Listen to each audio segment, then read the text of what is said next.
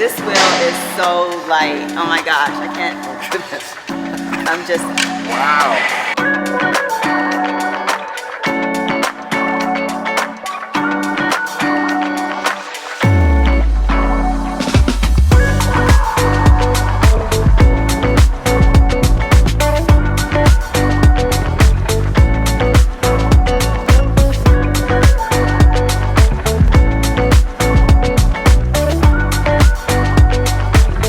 What's up, everybody?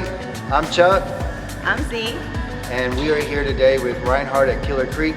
Super excited about getting the new carbon fiber Rinehart wheels on our bikes. As everybody knows, they're hard to find right now, and Rinehart has been amazing in helping us get those done. You excited? I'm super excited. I mean, that's like the last piece that we were waiting on to get it all complete. This is actually what? The third set of bikes. So 6 bikes we've had built by Killer Creek now. They take care of you. It's like a family. Like when we come here to the shop, you know, everybody really excited to see what our bikes are gonna turn out to be here in a couple of weeks, hopefully.